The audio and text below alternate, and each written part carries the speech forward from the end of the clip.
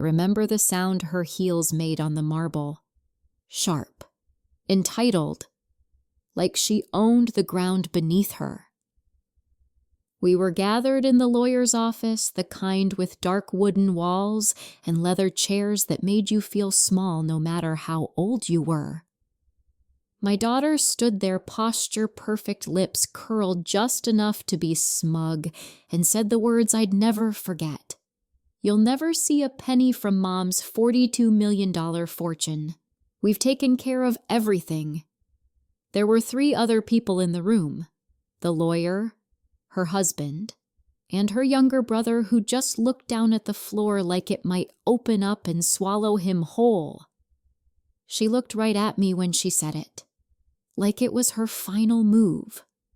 Like she wanted me to break right there in that chair. I didn't. I blinked. Just once, and then I smiled. Not because it didn't hurt. God, it did. It landed like a knife between my ribs. But I smiled because I knew something she didn't. Her signature was already on the new will, and she didn't even realize it. Let me know where you're listening from. I always love seeing how far these stories travel. And if this story speaks to you, share your thoughts below. Don't skip, because what happens at the end will surprise you more than the betrayal itself. It wasn't always like this. I wasn't always the woman they tucked away in the guest house waiting to die quietly. I was a mother, a wife, a woman who built a business from nothing during the leanest years of our marriage. I held this family up on my back while my husband went in and out of ventures that promised the moon and delivered dust. And when he passed sudden stroke barely 60, I was left with everything. The assets, the debts, the trust in my name. My daughter was 34 then. I remember the exact look in her eyes when the estate planner said I'd be the executor, not her, not shared. Just me. She smiled, but her hands tightened on her bag. That was the first crack. Back in that lawyer's office decades later, she looked at me like I was obsolete. Like the fortune that bore down on our family name belonged to her because she was younger, louder, more in control. Let's move on, she told the lawyer. We don't need to spend time on old paperwork. She's fine with what we've arranged. But the lawyer didn't look at her. He looked at me. Actually, Ms. Dunley, he said, slow, deliberate, the will that's being read today is the most recently filed and signed, dated March 4th. 3 signatures, one of them yours. I saw it in her face then. That moment when arrogance stuttered. When she realized something had shifted and she wasn't holding the wheel anymore. My signature, she asked. That's not possible. I never signed anything like that, but she had, 3 months prior. It was disguised as a shareholder update for one of the holding companies. Legal, clean, tucked inside 5 pages of bland language she never bothered to read, because I knew she wouldn't. She'd gotten used to assuming, used to controlling, used to winning. But the truth is, while she was so busy trying to erase me, I'd been writing a different ending. I wasn't doing it out of spite. Not at first. At first, I just wanted to protect the people who still saw me as more than an ATM or a fragile old woman. I wanted to leave something that reflected who I actually was, not who she told people I'd become. And part of me, the part that stayed silent for far too long, wanted her to feel what I had felt the day she moved me into that guest house. You'll be more comfortable here, Mom. Everything's single level. Easier for you. That's what she said, but what she meant was, stay out of my house. Stay out of my life. Stay out of the way. I did stay out of the way.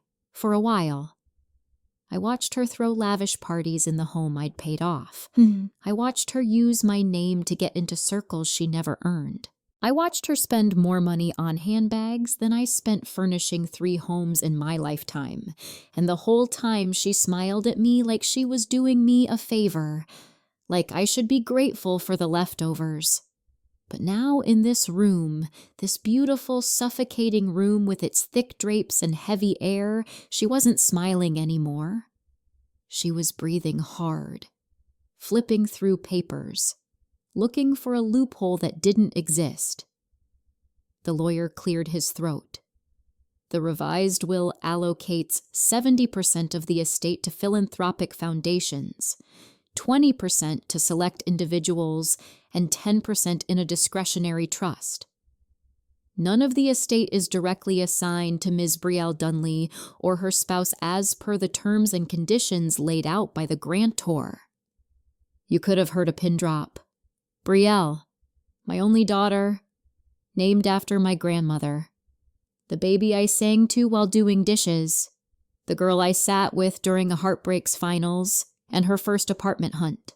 The one I gave too much to, maybe not out of love, but out of guilt. Guilt for being busy, for being successful, for not always being gentle. I gave her everything. She gave me paperwork to sign and a guest house. And now she was giving me silence. Thick. Bitter. I'll contest this, she whispered. You can, I said, finally speaking. But you won't win. She looked at me like I'd slapped her. You tricked me. No, I said. I trusted you to be exactly who you are, and you were. She left the room before the will was finished. Her husband followed, mumbling something about calling their lawyer. Only my son stayed. His eyes were red, but he stayed. I didn't feel proud. I didn't feel angry. I felt still. Because the war she thought she'd won, it was never hers to fight. And the story she thought she was writing, it wasn't even her pen. She was my everything once. Before the money, before the marble floors and the cold silences, before her tone changed, before I became a line item in her schedule. Brielle was the child I never thought I'd have. I was 37 when she came. A late pregnancy after years of miscarriages and one heartbreaking stillbirth. I remember holding her for the first time, afraid to breathe too hard. Afraid she'd disappear. There were no nannies, no tutors, just me. I ran my business from the kitchen table, building it brick by brick, with Brielle sleeping on my chest or curled beside me in her bassinet. My husband Paul was in and out, trying, always trying, but the financial stability came from me. I didn't mind. I wore my exhaustion like a badge. I liked knowing I could provide, that she'd never have to feel the fear I did growing up, watching my own mother turn off lights to save on electricity. Brielle had everything. Birthday parties with real ponies, handmade Halloween costumes, tutors when she struggled in math, therapists when the teenage years got heavy. I even drove 3 hours every Saturday for her violin lessons because she loved the sound of strings. She was grateful. Once. I still remember the way she used to cup my face with her little hands and say, "You're the best mommy in the world." God, I clung to that. I clung to it when the teenage years came and she started pulling away, when she slammed doors, rolled her eyes, cut me out of decisions. I told myself it was normal, growing pains.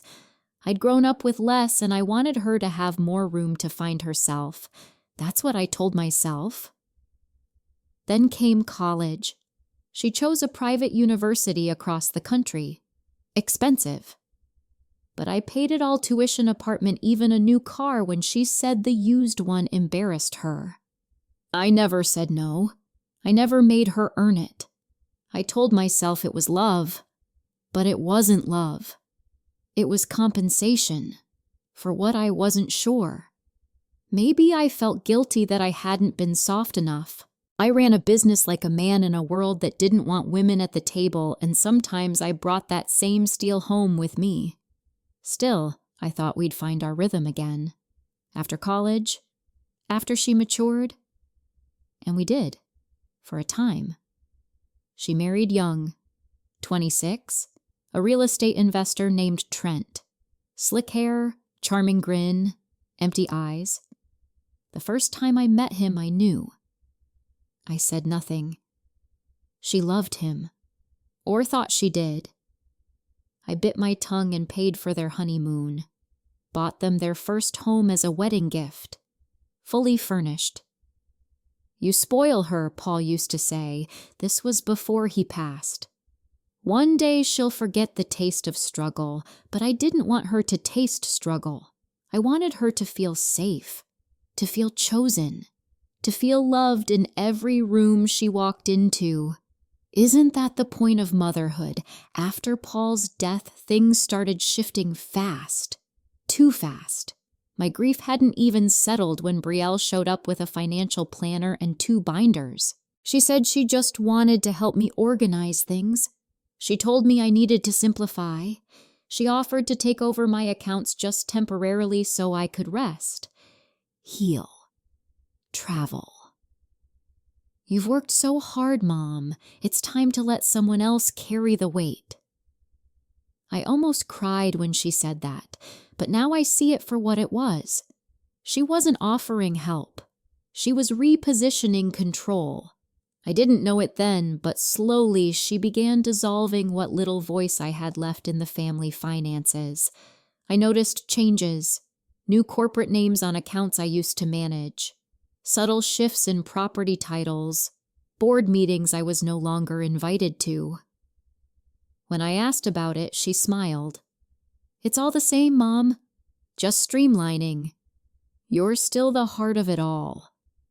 The heart. But not the hands. Not the mind. Not the voice. I didn't fight. I told myself I was tired. I told myself it was natural for the next generation to take over. But somewhere deep down, I also told myself if I don't push too hard, maybe she'll come back. The daughter who used to braid my hair while I paid bills. The little girl who used to sneak into my room after nightmares and say, "Don't worry, Mommy. I'll protect you." I missed her so much it ached. And then came the guest house. It wasn't a request. It was an announcement. "We've remodeled the pool house for you. It's just easier, Mom. You'll have your own space. You're always saying the main house is too loud." I didn't remember saying that. I moved without protest, packed my things quietly. I even told her thank you. But the truth, the moment the door closed behind me in that little white-walled room, I cried harder than I had at Paul's funeral, because I knew then I wasn't the mother anymore. I was the liability, the legacy, the final piece to be quietly managed. I could have fought, could have called lawyers, could have pulled financial records. But I didn't. Not yet. Because something in me whispered, wait.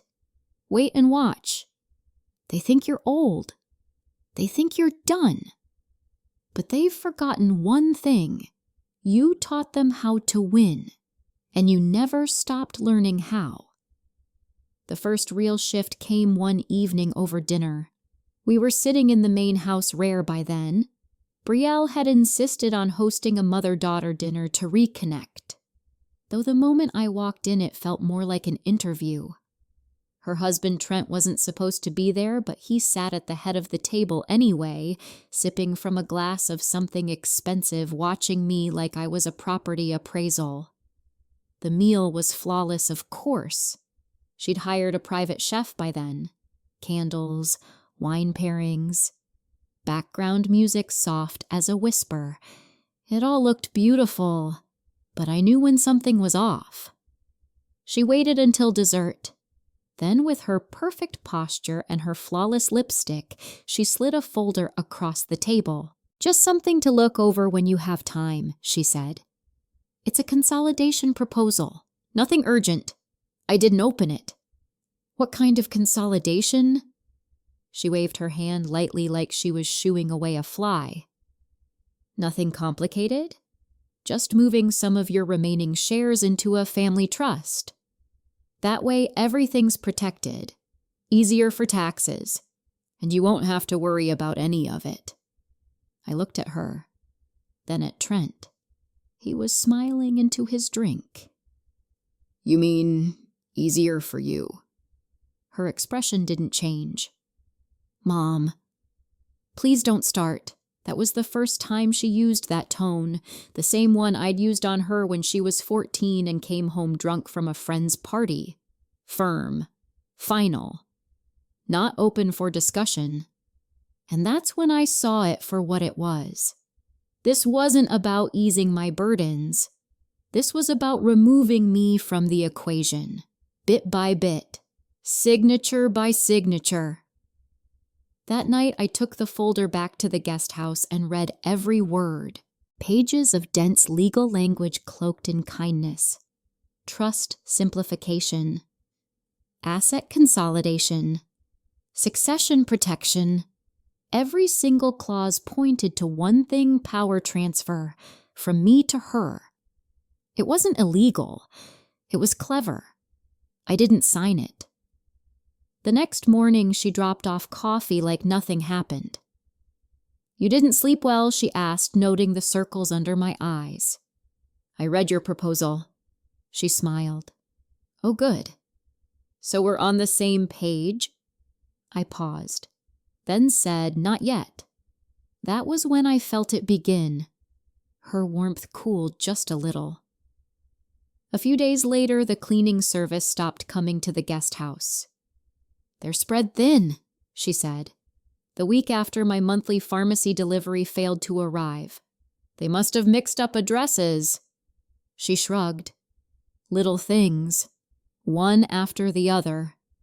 Then came the passwords. One afternoon, I tried logging into one of my longtime accounts, a shared investment platform Paul and I had used since the late 90s. Password denied. I called the support line. After a long hold, a woman came on the line and he said, I'm sorry, Mrs. Dunley, but that account has been recently moved into a protected subportfolio under a family trust. I asked her to clarify. It appears your daughter Brielle authorized the change. You're listed as a beneficiary, not an administrator. It felt like the air had been pulled from the room. Not locked out, just moved to the passenger seat. When I asked Brielle, she acted surprised. Oh no, that must be a clerical error. I'll fix it. She never did. I started making lists, quietly. Every account I could access. Every title. Every trust clause. I stayed up late researching everything she'd nudged me to sign over the last 5 years. She'd been methodical. I'd taught her well. Control wasn't taken with force. It was bled out signature by signature under the disguise of love. And I had let her. There was a particular morning I still think about just before spring, when I stood in the middle of the guest house kitchen, coffee going cold, realizing I had no real authority left. I was a ghost inside the empire I built. I looked at the framed photo on the shelf. Brielle at age 6, missing a front tooth, holding my hand in Disneyland. My eyes stung. I didn't want revenge then. I wanted answers. Why? Why the manipulation? Why the control? Why this hunger to erase the very person who built the road she now walked on? That afternoon, I tried to talk to her. She was in the home office on her 3rd Zoom call of the day. I waited quietly on the leather settee near the window. The house smelled like eucalyptus and imported candles. When she finally finished, she looked at me with polite impatience. I just need 10 minutes, I said. She glanced at the clock. I really don't have 10 right now, Mom. I didn't move. She sighed and stood. Okay, fine. Walk with me while I reset the house before the next call. So I did. We walked through hallways I once painted myself past furniture I'd chosen into rooms I was no longer welcome to sit in. Why did you move my authority? I asked. She didn't look at me. Because, Mom, it was time. Time for what? For you to step back. For me to handle things. For you to rest. Her voice was firm, defensive, cold. Is that what you think I want? Rest? She stopped walking, turned to face me. Her face looked tired now, older than I remembered. You can't do this forever, Mom. You're not what you used to be. And there it was, not cruel, not screamed, just quiet truth wrapped in condescension. I wasn't what I used to be. She saw me as fading, and she was acting accordingly. When I went back to the guest house that night, I opened a folder I hadn't touched in years. Inside was the contact information for a man named Alan Reed, my old estate attorney, the one I used before Brielle recommended I streamline everything through her team. I hadn't spoken to him in nearly a decade. I picked up the phone. He answered on the third ring. Alan, I said, it's Lorna Dunley. I need to talk. And this time, it needs to be off the record. I stopped arguing. That was the first step. I let her have her way, or at least let her believe she was having it. I smiled at her dinner invitations. I nodded during her estate updates. I even laughed when Trent made one of his off-color jokes about old money and old women, but inside I was taking notes. Not literally, not yet. But I was memorizing every move, every phrase, every transaction she mentioned in passing. I started keeping a small notebook by my bed. At night, I jotted things down. May 2nd. Trent said they're listing the vacation house under DCL Holdings. May 10th, pharmacy charge missing again. June 3rd, lawyer friend at dinner. Talked about restructuring and aggressive options. I kept the tone light around her. Gentle. Like I was finally surrendering to being taken care of. That's what she wanted. That's what she expected. She stopped hiding things. That's the thing about people like Brielle, they never stop to question what they believe they've conquered. She'd won in her mind. I'd handed over everything without protest. Why would she worry? And yet, the days stretched long in that guest house. Too long to ignore. I started walking the perimeter of the property in the mornings. Slower than I used to, but steady. The staff barely looked at me anymore. I'd become furniture. Familiar. Harmless. But I watched. I watched as Trent took more and more phone calls on the back patio, calls he didn't want Brielle to hear. I watched the gardener nervously bring up a check that had bounced. I watched packages arrive at strange hours from strange couriers. Something was off. Not just emotionally, not just morally, legally. I waited 2 weeks before calling Alan again. We met at a coffee shop 3 towns over, not at his office. He told me to bring nothing. When I walked in, he stood to greet me. He looked older than I remembered, but his eyes were still sharp. I had a feeling I'd hear from you again, he said. I slid into the booth across from him and ordered tea. No sugar. I needed my mind clear. I think I've been erased, I said carefully. Not entirely. Just enough to make me irrelevant. He leaned forward. How long has this been happening gradually? 5 years, maybe more. But I only really saw it 6 months ago. He asked for names, titles, companies. He wrote nothing down. Just nodded. Have you signed anything recently? No. Not since I realized what they were doing. Before that, probably too much. That can be undone, he said. "Depending on the structure, and depending on how smart they thought they were." I smiled. "They're smart, but they're arrogant. There's a difference." He looked at me a moment longer, then said, "If you want to fight this, you can. But you'll need to stop trusting anything they say. Anything. Even when it sounds innocent." I nodded. "I already have." He paused, then added, "And you'll need a new will. One they don't see coming." That night I sat at my desk and opened a blank folder. I wrote one word on the cover. Reset inside. I began building what would become my legacy, not theirs. I made a list of every person who had truly shown up for me, not just in the golden years, but during the hard ones.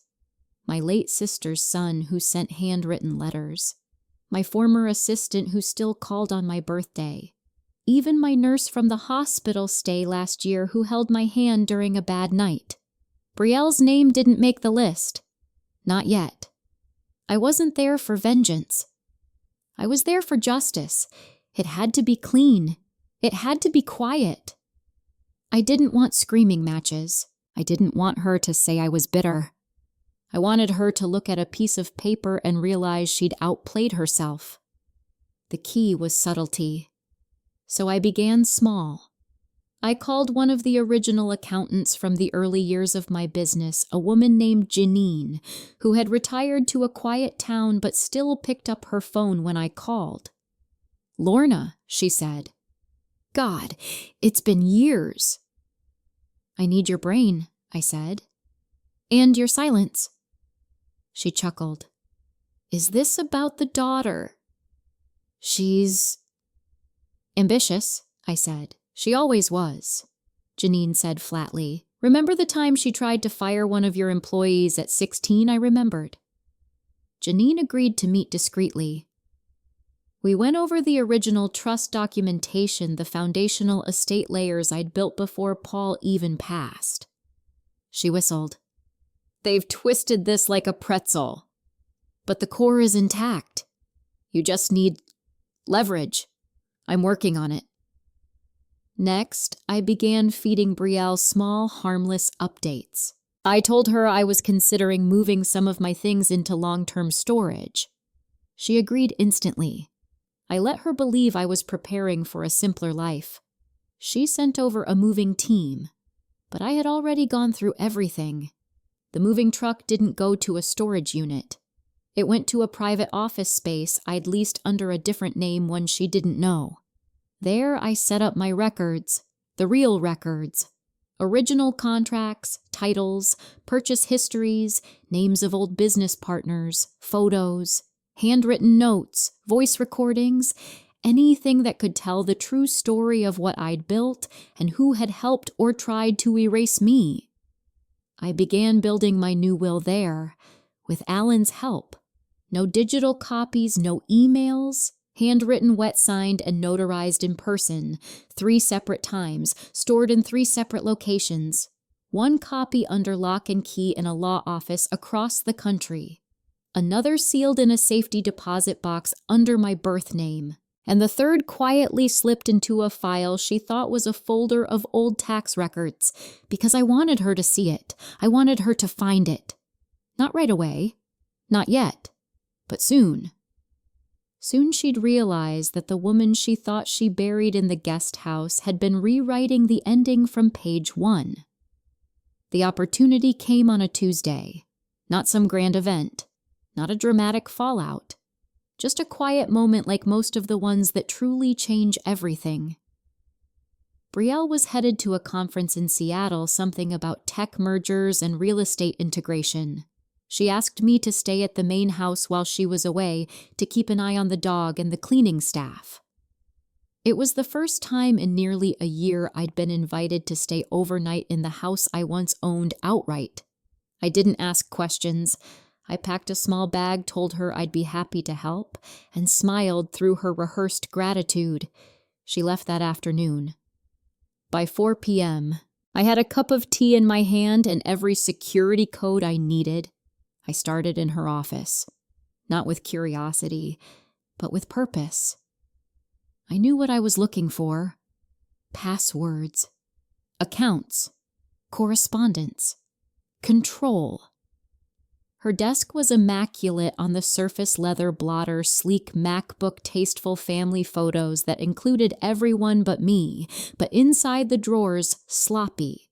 The illusion of perfection is easier to maintain than actual order, and she had grown complacent. That was her weakness. She thought she'd already won. I found a file labeled Holdings, Legacy Transition. It had my name on the first page. I read every word. The trust had been further split under a new entity. The name was unfamiliar, Iyer Foundational Holdings, but I recognized the players. Trent's signature was everywhere. So was a third-party advisor, one I had never met. I made copies, printed, not digital, stored them in a folder I'd hidden in the bottom of my suitcase. Then I checked her email. I didn't need a password, the browser auto-filled it. She hadn't logged out. Another oversight. Another crack. I found an email dated 3 weeks ago from a private attorney. Subject line suggested next steps, moving remaining assets. The body of the message was polite, sterile, but 2 sentences stood out. Once the final signature is obtained from Lorna, we can proceed with the full consolidation. Afterward, she'll be legally removed as a primary entity from the remaining trusts. It hit me like cold water. They were still trying. Even now. Even after everything. Still hoping I'd slip. Still counting on me being tired. Passive. Forgetful. They wanted the last piece. The one thing I hadn't handed over. My name. My legal authorization. The final thread that connected me to everything I'd built. I stood there for a long moment staring at the screen. I felt the sting behind my eyes, but I wouldn't let it come. Not then. Not in that chair. Not in that house. Instead, I breathed. Then I opened my own folder. The one I'd carefully curated with Alan. Notarized. Bulletproof. Untraceable. I placed it on her desk. Not the original, of course, a clean legal copy. Just enough to startle her. Just enough to shake the illusion. I wrote one note and paper-clipped it to the top, Brielle. You said I'm not who I used to be. You're right. I'm more... Mom. Then I left. By the time she returned, the folder would be waiting. Her inbox would be logged out. Her assumptions quietly unraveling. Back in the guest house, I waited. Not like a woman waiting for permission. Like a woman waiting for a reaction. It came faster than I expected. She was home less than an hour when my phone rang. I let it go to voicemail. Then came the text. What is this? Did you do this behind my back? No greeting, no punctuation beyond the question mark, then another. We need to talk. This isn't legal.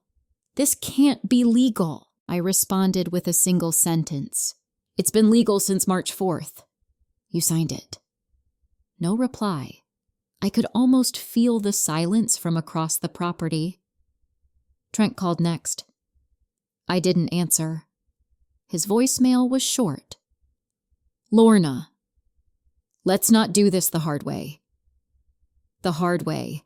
Imagine saying that to the woman who once worked 3 jobs to put her daughter through private school, who built a multi-million-dollar business in a town that laughed at women in suits, who buried a husband, a sister, and a father without falling apart. I wasn't afraid of the hard way. The next morning, there was a knock at the guest house door. I didn't answer right away. I made her wait. When I opened the door, she didn't smile. She didn't even pretend. You blindsided me, she said. I stepped aside, gestured to the small kitchen table. She didn't sit. "Why would you do this?" she demanded. "We had a plan. I was protecting your legacy, our family's future. You were securing your control." I said, calm, steady. "There's a difference." "I was trying to take care of you," she snapped. "No, you were trying to remove me." She blinked, then looked away. The silence between us stretched long. Finally, I added, "Do you even remember the name of the foundation we started in Dad's memory?" She hesitated. "Of course I do." "Say it." Another pause. Her jaw tensed. She couldn't. That was the moment I knew. Not just that she'd lost her way, but that she'd let herself forget who we were. She saw me as an obstacle, not a mother, not a partner, just a roadblock between her and the empire she thought she deserved. I slid a second folder across the table. Smaller. Sealed. "This one's for you," I said. "Inside is a breakdown of what I've done. The new structure, the allocations, the trust updates." "You don't get to decide that," she said low. "I already did. You're making a mistake," she said. "You're punishing me because you feel irrelevant." I stood. "No, Brielle. I'm showing you that I was never irrelevant." She stared at me, her face cracking beneath the polish.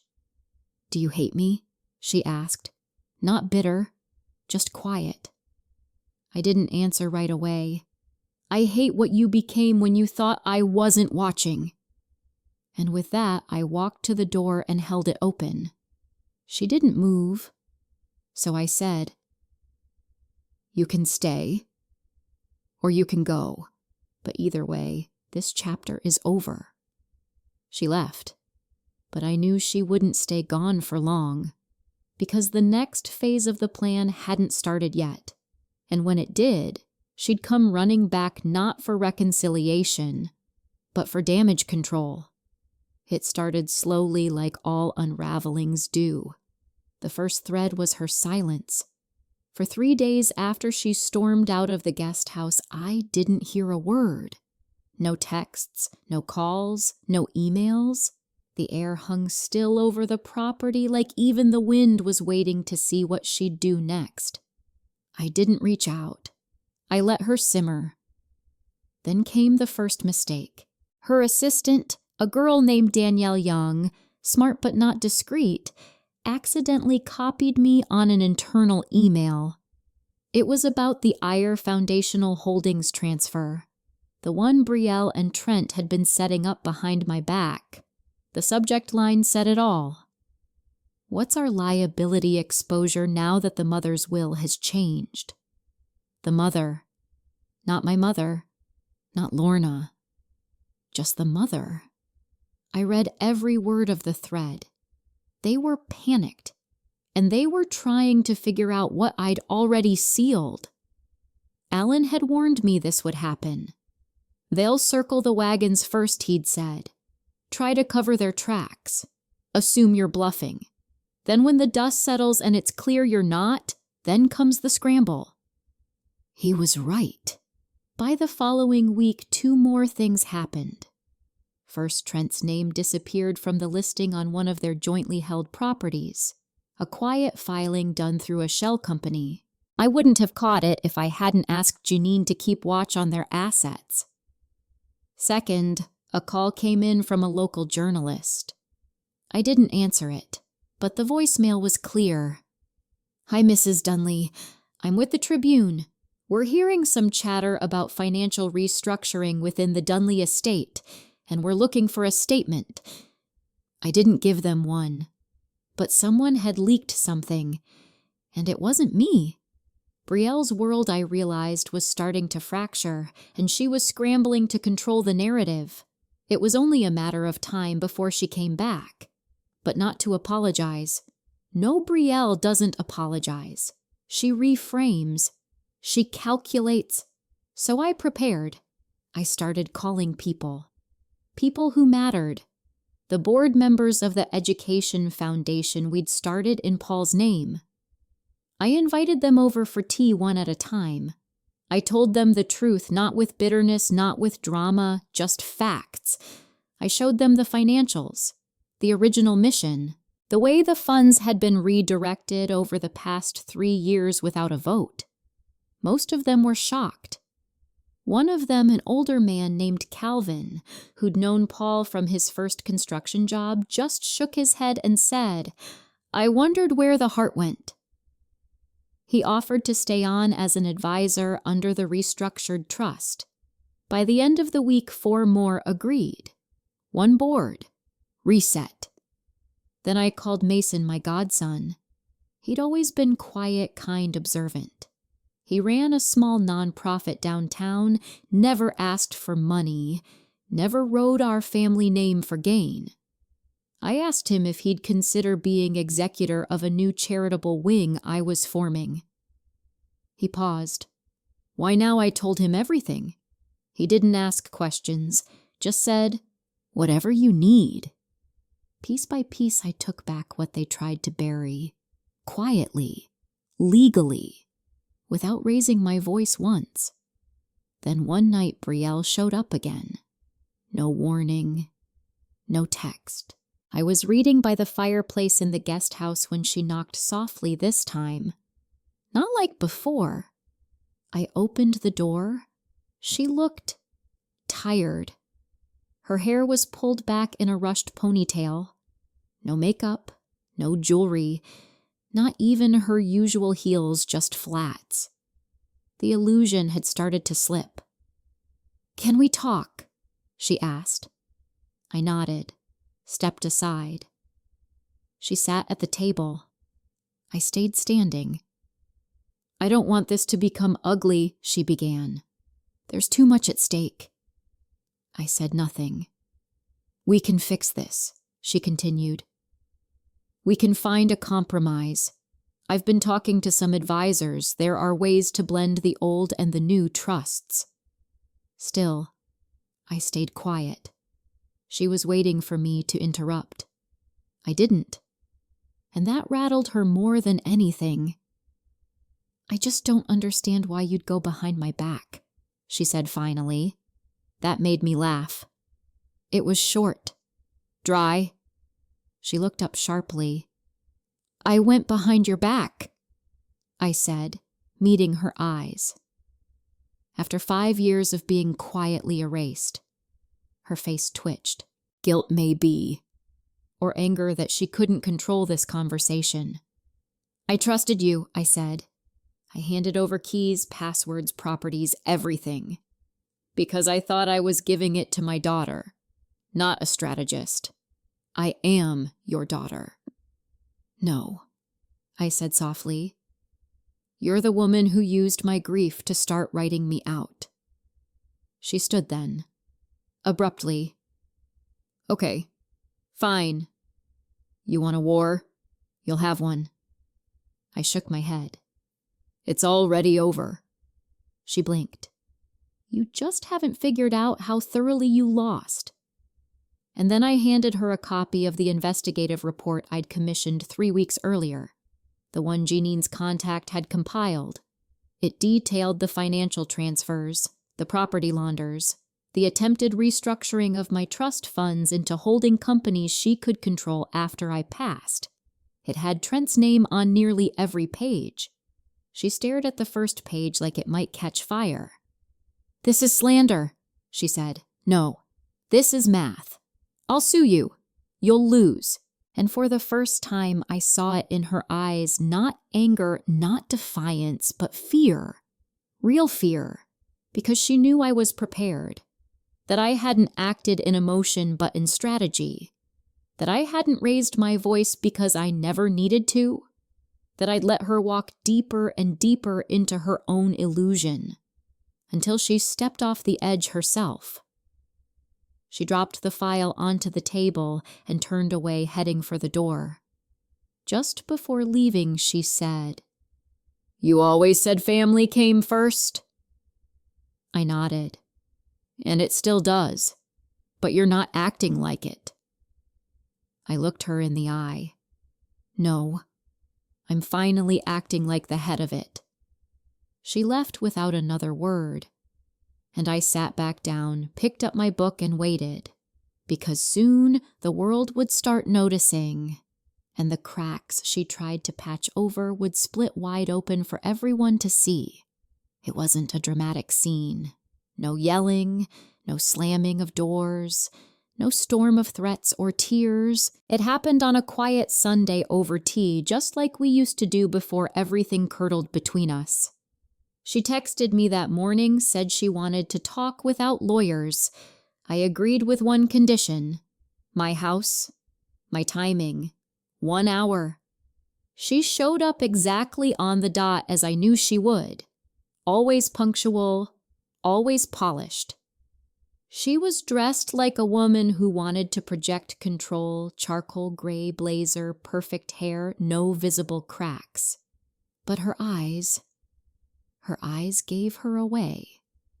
I had set the table on the back veranda, just 2 chairs, a teapot, and those shortbread cookies she used to sneak as a child. I even lit the citronella candles, part for the mosquitoes, part for the memory. She used to love those little flame jars. She sat down stiffly, didn't touch the tea. "Let's not waste time," she said. "All right," I replied. "You first." She took a deep breath as if she was about to dive underwater. "I think this has all spiraled out of control, and I'll admit," her voice caught just slightly, "maybe I handled things poorly." "Poorly?" I repeated, raising my eyebrows. "Okay. Maybe worse than that," she snapped. "But I didn't mean for it to turn into this. I didn't set out to hurt you." "That's the thing about betrayal," I said, pouring myself tea. "Intent doesn't always matter." She went quiet again. I sipped slowly, letting the silence do the talking. Finally, she said, "Trent's gone." I didn't react. "He's in Miami. We're taking some time apart." I looked up. "Because of me?" "No," she admitted. "Because I finally saw what you were trying to warn me about all those years ago." That was a surprise. Not the separation, I'd seen that coming, but the admission. That was new. Still, I kept my face neutral. "And what did you see?" Her eyes glistened then. Not full tears, but close. "He didn't love me," she said, voice barely above a whisper. "He loved what I could give him. What you could give him." I didn't say I told you so. I didn't need to. "I thought he'd protect what we built," she went on. "I thought if I controlled enough, secured enough, we'd be invincible. And in the process," I said gently, "you turned me into a ghost." That cracked her. She looked down at her lap, jaw clenched. "I don't know how to fix it," she said. "I don't think I can." I nodded. "You're right. You can't undo it. But you can face it." She looked up. "How?" So I told her the truth. I laid it all out. Every piece of the puzzle she thought she was working without supervision. The property transfers, the shell companies, the rewritten clauses, the social manipulation, the way she'd cut off relatives, fired long-time advisors, muzzled dissent in the family foundation. I didn't raise my voice. I didn't accuse. I just spoke, and every word landed like a quiet hammer. She sat frozen. And then I said the one thing I knew would break her pride. "I used to hope you'd be my legacy. Now I hope you learn from it." She looked like I'd slapped her, but she didn't argue. Not this time. "I don't expect to be included in the new will," she said bitterly. "You already are." Her head snapped up. "What I didn't erase you, Brielle. I rewrote the terms." She blinked, confused. You get a portion, I said, but not because of who you've become, because I still remember who you used to be. And because I'm not interested in revenge. Just restoration. But the charity's still getting the majority. As they should, and Mason will oversee the new foundation. She shook her head slowly. You thought of everything. I had to, I said. You didn't leave me any other choice. She looked away again. I let her sit with that. After a long pause, she finally asked, Why didn't you just confront me sooner? I did. Quietly, in ways you chose not to hear. She didn't deny it. Couldn't. You took over my life under the guise of protection, I said. And when I didn't resist, you mistook my silence for consent. I was trying to lead, she muttered. No, you were trying to dominate. There's a difference. Another silence, this one heavier than the rest. Then in a voice I hadn't heard in years, small, raw, she whispered, Do you still love me? I looked at her, not through the lens of disappointment, not through the betrayal, just as the woman I once cradled, once taught to walk, once held through heartbreak and fever and college admissions. Yes, I said, but I love you with boundaries now. She nodded slowly. No arguments. No grand apology. She just nodded. That I realized was the most honest moment we'd had in years. I refilled my teacup. Have a cookie, I said. You used to sneak 3 at a time. She smiled. Barely. But it was real. And for a flicker of a second, I saw my daughter again. Not the cold strategist, not the power-hungry executive, but the girl who used to draw hearts on napkins and leave them under my pillow. She took one cookie, sat back, and said, Where do we go from here? I looked out at the garden. The flowers were blooming. Wherever we go, I said we go separately first. You need to rebuild, and I need to breathe again. She nodded, then stood. I'll respect that, she said. I'll believe it when I see it, I replied with no malice, just truth. She didn't argue. She walked back toward the main house slower than usual, her posture less rigid. She wasn't defeated, just different. And for now, that was enough. I sat alone on the veranda for a long time after she left, and for the first time in years, I didn't feel small. I felt like the head of my story again. 2 weeks passed before I heard from her again. The silence wasn't hostile. It was different, measured, like she was trying to figure out how to exist in a world where I wasn't under her thumb. I used those 2 weeks to move forward, not out of anger, but clarity. There's a kind of peace that comes after confrontation. Not because the wound is healed, but because you finally stopped pretending it doesn't hurt. I met with Alan twice more. We finalized every clause in the new estate structure. The revised foundation charter was notarized, filed, and officially public. My assets were no longer a web to be manipulated. They were clean, structured, transparent. She couldn't touch any of it. What surprised me most wasn't how good that felt, but how quiet it felt. Not triumphant. Just still. I walked through the garden every morning, trimming herbs, greeting the mailman, baking again. Not because I had to, but because I could.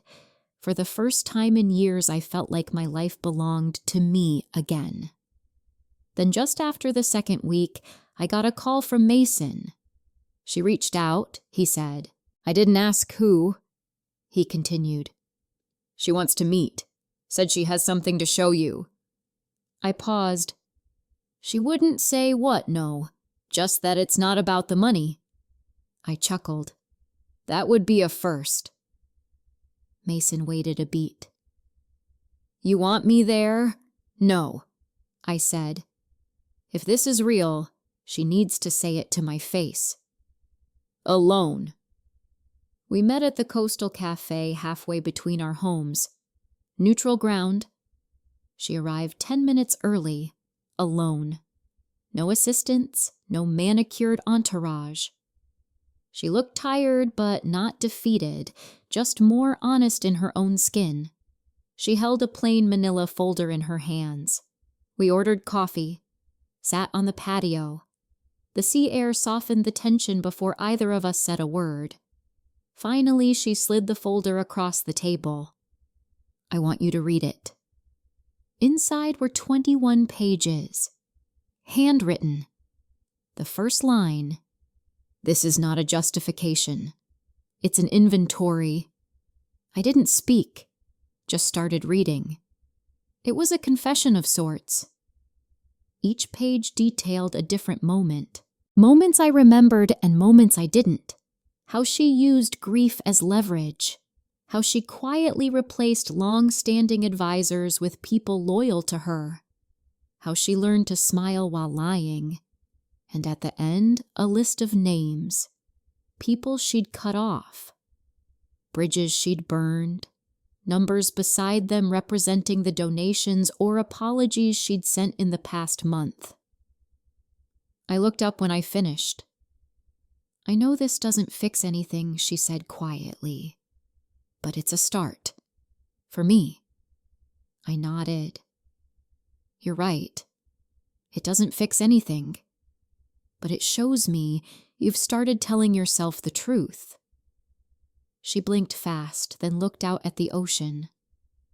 I don't even know who I became, she said. It's like I was trying to protect something that was never mine to begin with. The legacy, I said. She nodded. I thought if I could keep it running, keep the name strong, it would mean something. It would mean something, I echoed, but only if it's honest. Otherwise, it's just noise. She nodded again slowly. I know now. We sat in silence. Not awkward silence. Full silence. The kind that only comes after too much has been said and just enough has finally been heard. Then she said, What happens next? I thought for a moment. You keep building your own life, I said. Not a version of mine. Not a shadow of Dad's. Yours. And us. I didn't answer right away. Then we check in. Lightly. Not because we have to, but because we want to. Tears welled in her eyes then. She nodded. I'd like that. As we finished our coffee, I watched the way she held the mug, softer than before, less rehearsed. Her shoulders relaxed. Her voice lower. There was no sales pitch in her tone, no positioning, just presence. And it hit me, this was what I had wanted all along. Not power, not punishment, just truth and space to feel it. We hugged before parting, not tightly, not long, but real. On the way home, I played music from when she was little. Nora Jones, Simon and Garfunkel, songs we used to hum together while folding laundry. I found myself humming along. Back home, I opened the window and let the breeze in. I looked around the guest house, my space, and saw not exile but sanctuary. Then I did something I hadn't done in years. I invited a few old friends over, just a small gathering, tea, fresh bread, a few old photo albums. Laughter filled the room like a balm. No talk of estates or trusts or betrayals, just stories, jokes, old memories dusted off and passed around like treasure. One of my friends, Marianne, asked casually, "How's your daughter?" I smiled. "She's learning. That night I sat alone and reread her handwritten inventory. The final page said, "You said I forgot the name of the foundation." I didn't. I just stopped earning the right to say it. I hope one day I do again. I folded the pages carefully, tied them with a ribbon, placed them in my desk drawer not as evidence, not as leverage, as a marker, a turning point. She hadn't changed overnight. Neither had I. But something had shifted. And sometimes that's all we can ask for. A crack in the wall, a beam of light, a step toward something real. The story didn't stay private for long. 2 weeks after that cafe meeting, I started noticing the signs.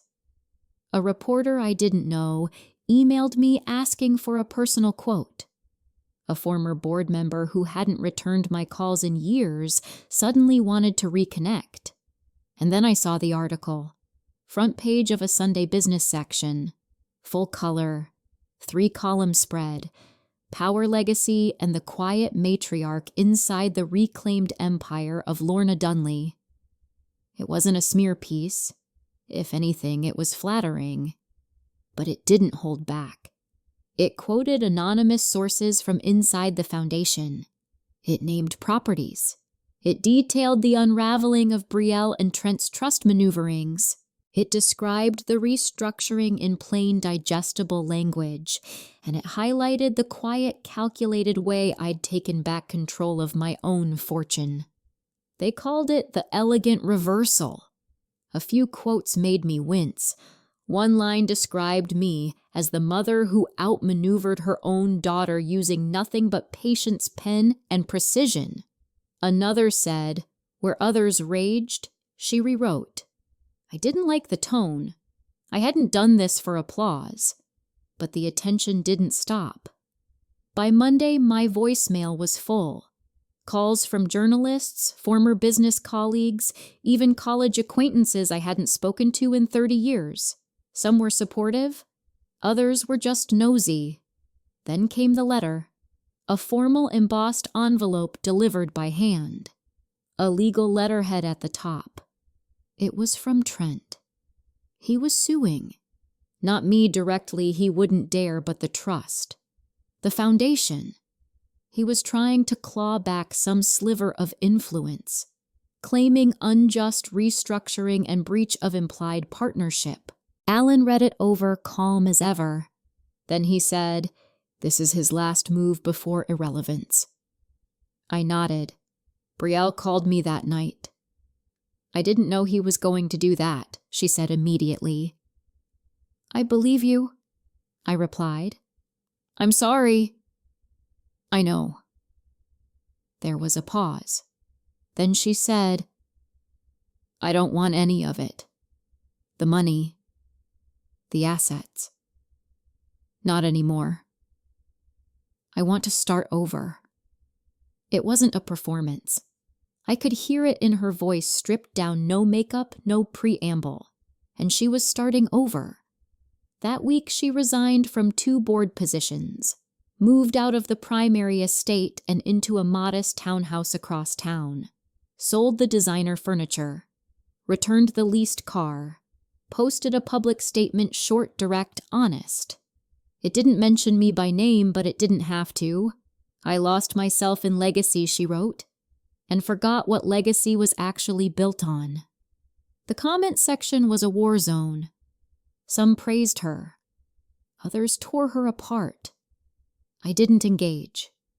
I didn't need to, because legacy isn't defined by public opinion. It's defined by the space we leave behind and the truth we're willing to own. The legal case didn't last long. Alan shut it down in 4 weeks. Trent had nothing to stand on. His attorney quietly backed out. By the time it ended, Trent had already flown to Miami for good. He didn't even try to say goodbye. That was fine with me. More letters came. From people I hadn't thought about in years. Former employees, students I'd sponsored. even one from a nurse at the hospice center where my mother died 25 years ago, all of them saying the same thing. We saw what happened, and we remember who you are. It was strange, surreal. I hadn't set out to reclaim an identity. I just wanted to protect it. But in doing so, I'd reminded people I was still here, not gone, not done, still building, still deciding. I started saying yes to invitations again, a charity luncheon, a speaking engagement for women over 50 in business, a dinner hosted by the local Women's Entrepreneur Network. I thought I'd feel nervous, out of practice. But when I stepped up to the microphone at that first event, something surprising happened. I felt alive. Not nostalgic, not trying to revive an old version of myself, but fully present. I told the story honestly, just enough of it. Not to shame Brielle, not to posture, just to say, this is what silence can hold, and this is what happens when you stop mistaking silence for surrender. They gave me a standing ovation, but it was the questions afterward that mattered most. Did you ever think about giving up? Yes. Do you still talk to your daughter? Yes. Carefully. Do you regret staying quiet for so long? Not anymore. Because sometimes you need the silence to hear what needs to change. And sometimes you need to be underestimated to realize how powerful you really are. That night after the event, I went home and found a small envelope in my mailbox. No name, just one sentence written on the card inside. Thank you for not erasing me when I tried to erase you. No signature. But I knew who it was from. I didn't cry. I just held it for a long while, then placed it in the same drawer where I'd kept her handwritten confession. 2 days later, we met for lunch. Not to talk business, not to rehash the past, just to eat, laugh a little, sit across from each other as mother and daughter, not as combatants. She didn't ask for anything. She didn't apologize again. She just said, I'm still learning. Still unlearning, too. I nodded. I know. Me too. We finished our meal, hugged goodbye. No promises. No declarations. But I saw it in her eyes. She understood now. This wasn't about who got what. It was about what lasted. And what I'd built was still standing. The hardest part wasn't taking back control. It was deciding what to do with it once I had it. People don't talk about that enough, the quiet aftermath of reclaiming your voice. The world doesn't hand you a medal. No one rolls out a red carpet for a woman in her 60s who finally says enough. No, what happens is life gets quiet. And then it asks now what the estate, the trust, the foundation, those were all in order. Alan made sure of it. Legally sound, airtight, untouchable. But emotionally, spiritually. That's a different kind of inheritance to sort through. I found myself waking up before dawn again the way I used to when I was building my company from scratch. Only now there wasn't paperwork or payroll waiting. Just the stillness of a life finally uncluttered by control, expectation, and fear. And into that stillness something unexpected arrived. Brielle came back. Not in the way she used to, barging in with directives or a new plan to simplify my life. She came gently, on Sundays mostly, with her children in tow. My grandchildren. God, I'd almost forgotten what their laughter sounded like. Not because they weren't loud, but because for so long their visits were filtered through obligation. Scheduled, supervised, short. Now they ran barefoot through my garden. One of them, Ava, the younger one 7, held up a dandelion and said, Grandma, this is magic. I smiled and said, yes, it really is. They didn't know what had happened. The lawsuits, the rewrites, the power struggle. All they knew was that suddenly Grandma wasn't just a name on a holiday card. I was there, present. And that, in the end, was what I'd wanted all along. Presence. Brielle sat with me one Sunday sipping herbal tea while the kids played with the dog. I'm trying not to fix everything, she said, eyes on the horizon. It's hard. I know I said, you've always been a fixer, even when it wasn't yours to fix. She glanced at me. I used to think control meant love. It doesn't. No, she whispered. It means fear. We didn't say much after that. We didn't have to. That afternoon she left me a letter, not in an envelope, just folded and placed gently on the porch table. It read, I don't expect forgiveness. I know I broke too many things, but I do want something else. I want to stop pretending I have it all figured out, and I want to know you really know you before I run out of time. It was the first time in years she used words without angling them, and slowly she kept showing up. She called once a week. She invited me to her townhouse for dinner, simple meals, no staff, just her and the girls, and whatever she'd cooked that night. One time it was burnt lasagna. We laughed until we cried. I began letting her back in, carefully, slowly, because forgiveness isn't a gesture, it's a boundary. And mine was this: you can return but not to the throne, only to the table. I updated the estate one more time, not to change who got what, but to add something new, a clause that required any future executor to take a year-long sabbatical before touching a single dollar. A year of nothing, no control, no influence, just time. To live, to breathe, to remember that money is a tool, not a throne. Alan smiled when he read it. Elegant, he said. I shrugged. It's just my insurance policy. Against arrogance. Then came the phone call that pulled me back into a world I'd almost forgotten. Trent? Or rather, Trent's lawyer. He wasn't done trying. He wanted a meeting. Apparently he thought he still had leverage. He's bluffing, Alan said. I know.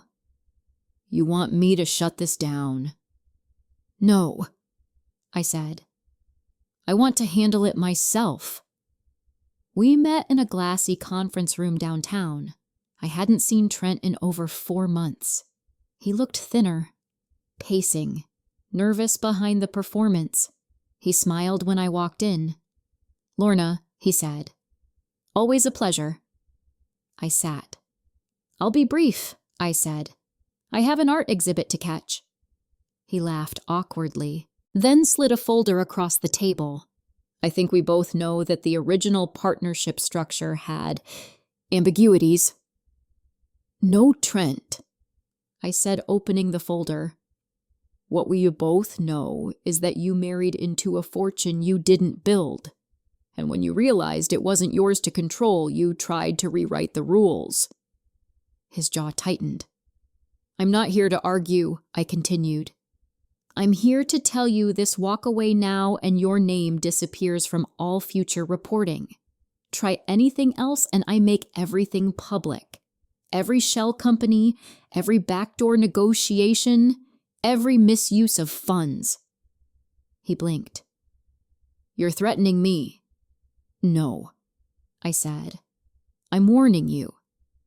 There's a difference. He didn't speak. I leaned in. You underestimated me, Trent. You thought time had softened me. But you forget I didn't build this by being soft. I built it by outlasting men like you. He gathered his papers. Didn't say another word. That was the last I heard from him. Later, Brielle asked me how it went. Quiet, I said. He finally understood who he was dealing with. She laughed.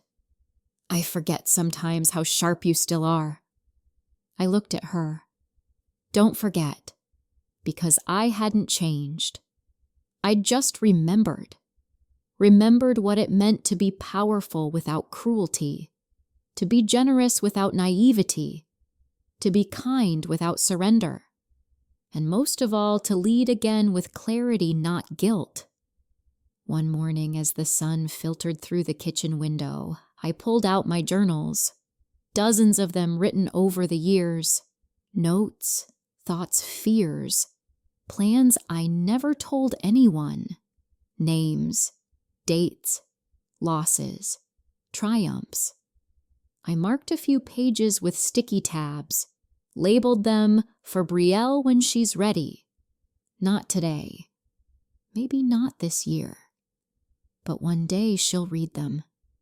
And maybe then she'll understand, not just what I did, but why I did it. Because legacy isn't what we leave behind. It's what we refuse to let die before we go. She didn't ask about the journal, not right away, but she saw them lined up neatly on the shelf in soft leather covers, each one with a single year embossed in gold at the bottom right corner. One afternoon, while the kids were napping in the guest house and I was preparing tea, she ran her hand across the spines of them and said, "You always wrote everything down, didn't you?" "Most things," I said, not looking up from the tray, the ones that mattered. She didn't push further. She didn't need to. We were past the point of demanding answers. Now we just sat beside the quiet and listened to what it offered. We were both healing, different speeds, different wounds. I'd stopped hoping for a clean ending. What I wanted now was a real one. It came oddly enough the day I brought her to the storage facility. It was just off the old highway, tucked behind a nursery and a shuttered diner. I hadn't been there in months. Not since the early stages of my estate restructure, when I'd packed up every photo, every document, every piece of evidence I was too scared to leave lying around. She followed me without questions. No entourage, no clipboard, just her purse and a quiet kind of alertness I hadn't seen since she was a girl. Inside, I opened the unit. She gasped. Not because it was dramatic. There were no secrets waiting behind velvet curtains, but because of the sheer volume. Labeled boxes, binders, folders, even old cassette tapes. 30 years of history packed away like it didn't belong in anyone's house. "This," I said, "is what you almost lost." She turned slowly. "You kept all of it?" "Of course I did." "Why?" "Because I knew one day someone would need the full story." She walked to a crate labeled 1992-1997 and opened the lid. Inside were handwritten letters between me and your father. Old checks. Our original business license. A Polaroid of us in front of the first warehouse we leased. "You built this with him," she said softly. I nodded. "And then you rebuilt it without him." Another nod. She sat on one of the low crates and rested her hands in her lap. "You know I didn't understand any of this when I started pushing," she said. "I thought it was just money. Numbers. Power. It was never just that I said. It was people. Choices. Mistakes. Sacrifices. I never asked about any of it. No. But I want to now." I believed her. And that was the difference. I picked up one of the boxes labeled Family Foundation Early Years and carried it to her feet. "This is where you start," I said. "Not with what I left behind. With what I carried." We sat there for over 2 hours. She read in silence. I only spoke when she asked something. We weren't mother and daughter in that moment. We were witnesses. Two women staring into a shared history that neither of us had truly understood until now. When she finally looked up, her eyes were glassy. I didn't know. I didn't expect you to, I said. You were a child, but at some point, you stopped asking. She nodded slowly. That's the part I regret most, she said. Not what I tried to take, but what I never tried to understand. I could have told her it was okay, but it wasn't. And she didn't want that lie anyway. So I just said, you still have time.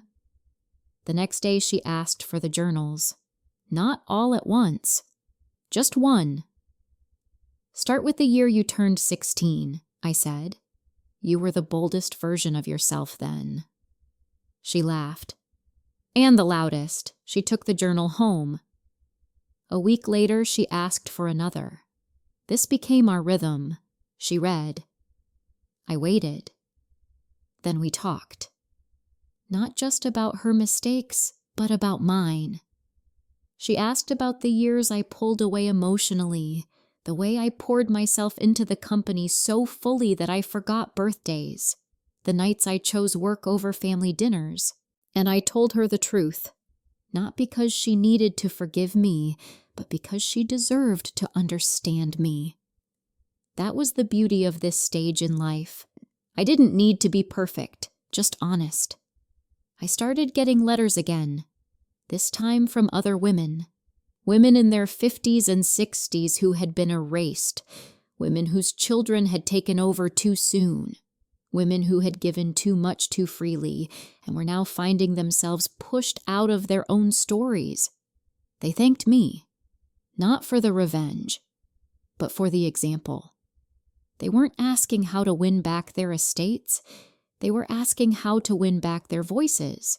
And I told every one of them the same thing. You start by remembering that silence isn't surrender. It's strategy if you know who you are underneath it. Brielle came by one evening without the kids. Just her, a small box in her hands. She sat across from me and placed it on the table. What's this? I asked. My own journals, she said. Started last month, I smiled. She hesitated, then added, You don't have to read them. I just wanted you to know I'm trying. That's all I needed to hear. She stood, walked to the door, then turned back. I used to think I deserved the fortune because I carried the name. But now I know I need to earn the story first. She left before I could respond. But she didn't need to hear it from me. She was finally listening to herself. Later that night, I opened one of my own journals. A blank one. I hadn't written a new entry in months, but that night I did. I wrote, She came back, not as the daughter I lost, but as the woman I always hoped she'd become. She's still learning, still repairing, but this time she's not pretending. And for the first time in years, I don't feel like the last page in someone else's book. I set the pen down, looked around the room, and smiled, because this was what legacy really looked like. Not a check, not a company, not a trust fund, but truth, earned, and finally shared. The media didn't care much once the drama died down. They moved on as they always do, chasing fresher stories, newer scandals, louder collapses. And honestly, I was grateful for the silence. I didn't want to be remembered for the revenge. That wasn't what mattered. Not anymore. The real legacy was unfolding away from headlines in quiet rooms, long walks, unguarded conversations. One afternoon, Brielle invited me to a workshop she'd begun volunteering with.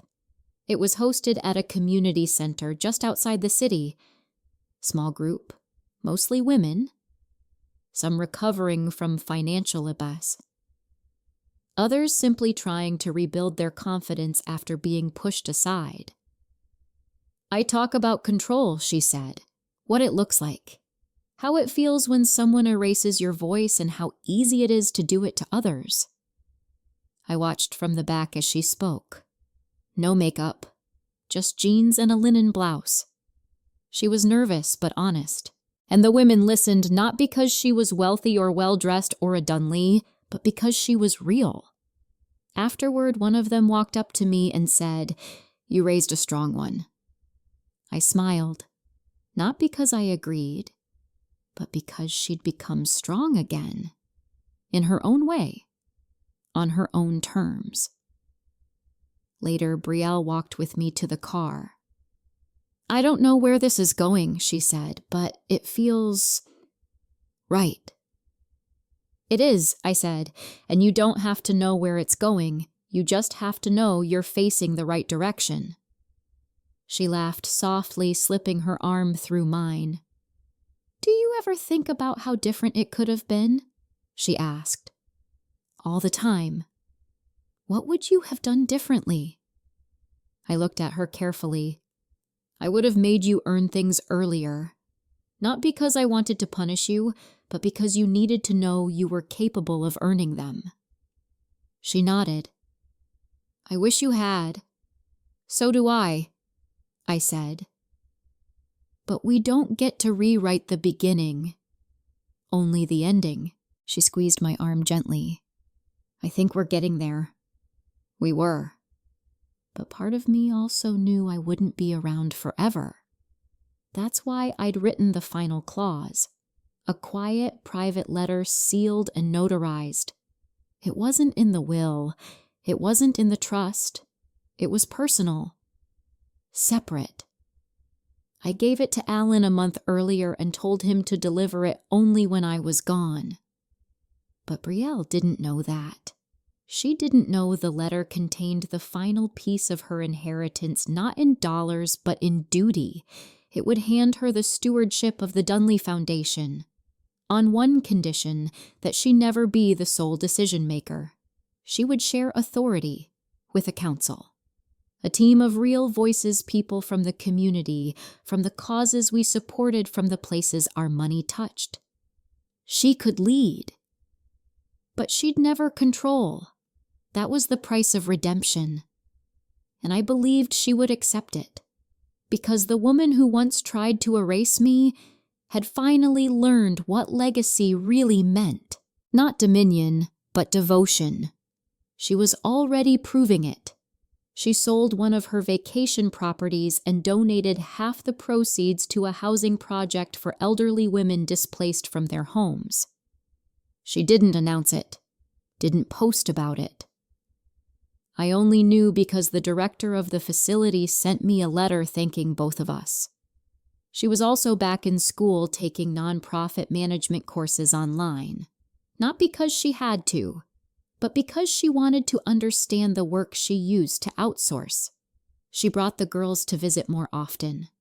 I taught them to bake the bread Brielle once loved as a child. We planted lavender and thyme in the garden, built a little reading nook in the sunroom. One morning, Ava asked me, "Grandma, why do people say you're rich?" I smiled. "What do you think rich means?" She thought hard. "Having a big house?" Maybe I said. "But to me, rich means having people who show up when it matters." She nodded slowly. "Then you're really, really rich." I kissed the top of her head. "I am." And I believed it, because I'd finally built something Brielle couldn't buy, manipulate, or rename. Trust. Earned over time. Rebuilt from wreckage.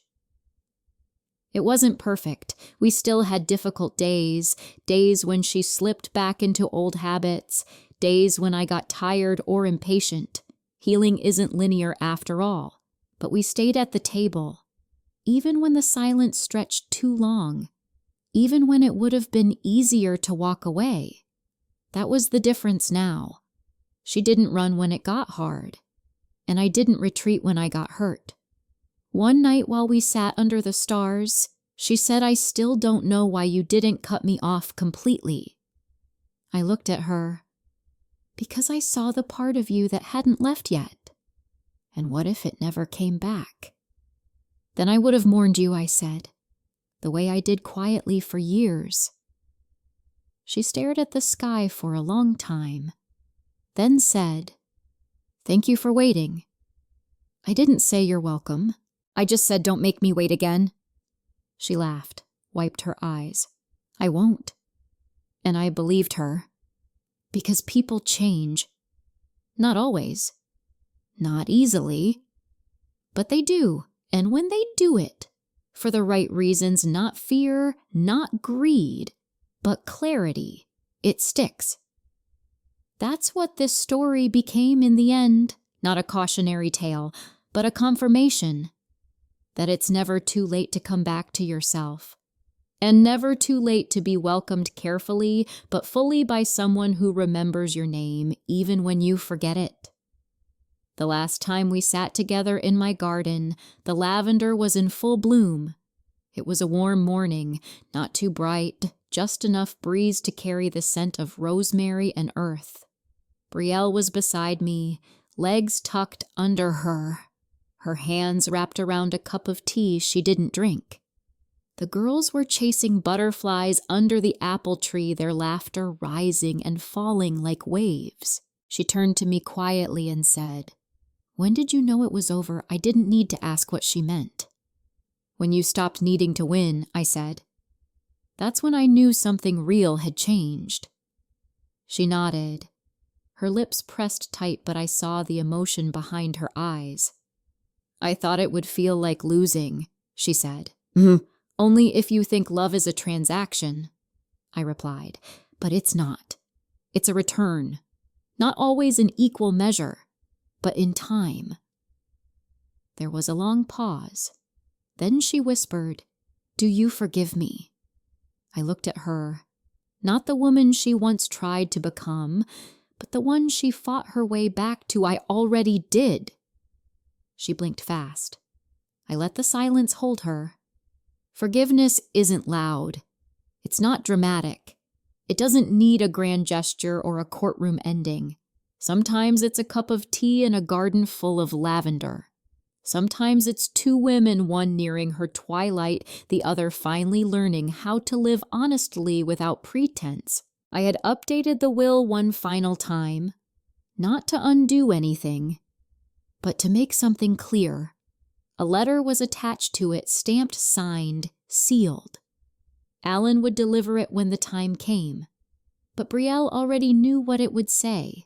It was about choice, about grace, about understanding the cost of silence and the strength it takes to break it, and about the final gift I chose to give her, trust with a lowercase t, not a fund, not a clause, not a legacy tied to power, but actual trust between us. She'd earned it finally. One morning she brought me a notebook. It's blank, she said. I thought you could start a new journal. For the next part. I held it in my hands. Thick paper, simple leather. No title on the cover. I think this part I said doesn't need to be written. Why not? Because it's being lived. She smiled. You're right. The girls came running over hair-tangled grass stains on their knees. Grandma, we made something for you. They held out a card construction paper glitter and smudged crayon. Inside it said, We love you because you are nice, and you give good hugs, and you tell the best stories. No mention of money, no mention of houses or foundations or bank accounts. Just hugs. Stories. Love. I laughed. Genuinely. Full and warm. And I realized I'd finally arrived. Not at the end, but at the beginning of a life that no longer needed to be defended. Everything I'd built now stood on its own. The home, the values, the clarity, the boundaries, the forgiveness, the understanding that wealth without wisdom is just weight, and that silence can be a sword, but it can also be a seed if you plant it in the right soil. I watched my daughter tuck her hair behind her ear the way she used to when she was little. I watched my granddaughters pick flowers with their bare hands and no hesitation, and I thought, this is it, not the revenge, not the inheritance. This quiet moment of full circle peace. And when the time comes when I'm no longer the one sitting in this chair, I want them to remember not what I gave away, but what I stood for. Grace with teeth, love with limits, power with mercy, and above all, truth no matter the cost. Because that was my legacy. And in the end, she didn't take it from me. She carried it forward.